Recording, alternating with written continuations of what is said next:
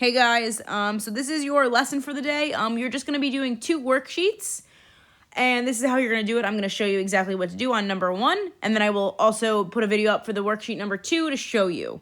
Okay, so here on this side, what we are doing, I'm going to highlight the directions, is we are telling me the parent function, okay, along with describing the transformation verbally, okay? So on this page, you're going to tell me the original parent function. I will write the parent functions down so you have them.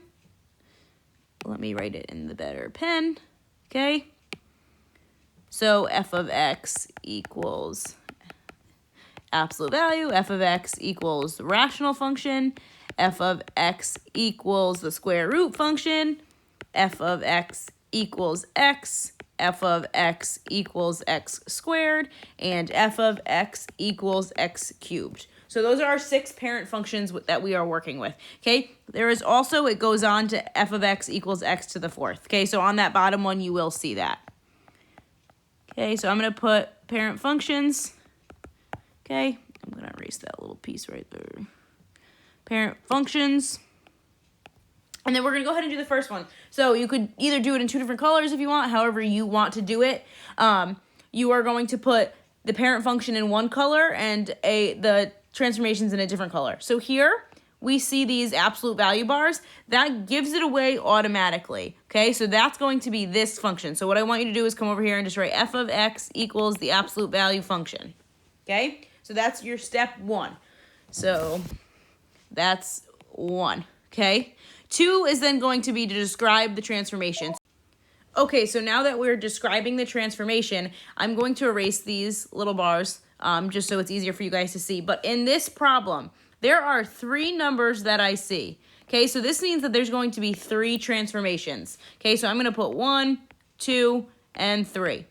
Okay, so the first one I want to look at, we can go in order, totally doesn't matter to me, but I always like to go to the addition and the subtraction first before I go to the multiplication. Okay, so I'm going to look at the -1.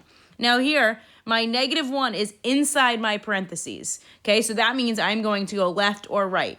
Remember, when we have inside, we want to do the opposite of the sign. Okay, so I think I'm going to go left, but my first transformation is right 1.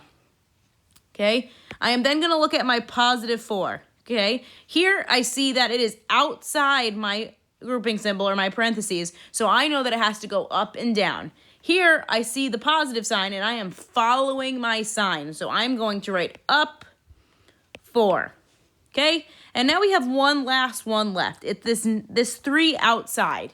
Now here, we talked about multiplying whole numbers outside our function, right? So this is a whole number being multiplied outside our parent function, okay? Or our parentheses. So here, this is called a vertical stretch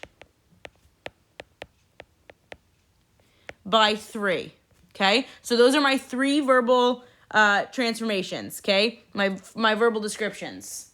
So that's what you need to be doing for each of these, okay? So you need to be telling me the parent function, and then you need to be telling me the verbal descriptions, okay? So that's what I want you to work on. You can do the following 3. Now we're going to go on the back page and do some more problems, okay? This is a different type of problem. So this is what your back page will look like. And what you're going to do is, I find it easiest for you guys if you just write the points up here from the parent function. So these are going to be the points that you use for every single one, okay? I am just copying them down. I know they're already there, but I think sometimes it's easier to see. So what we're going to do first is we are going to look at our parent function here, right? We're going to look at the equation they give us and see what we need to do. So here we see that my negative is inside. So what this is a vertical, nope, my bad, a reflection. My bad, guys. It's a reflection over the y-axis, which just makes my points a negative y, a negative x, okay?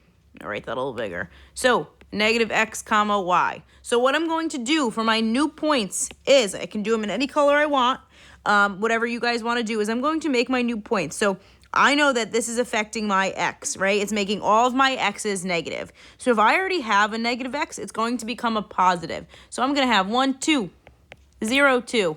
Remember, your y is not being affected. Now all of my positive numbers will become negative.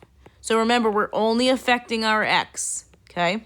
And then what I want you to do is go ahead and graph. So I have 1, 2, 0, 2. Negative 2, 4. Negative 4, 4. And negative 5, 3. Okay? And then what I want you to do is just connect the line. Okay? So that's what you're going to be doing on this. So you have 1, 2, 3, 4, 5 more. Okay? So we're going to go ahead and do that. Okay?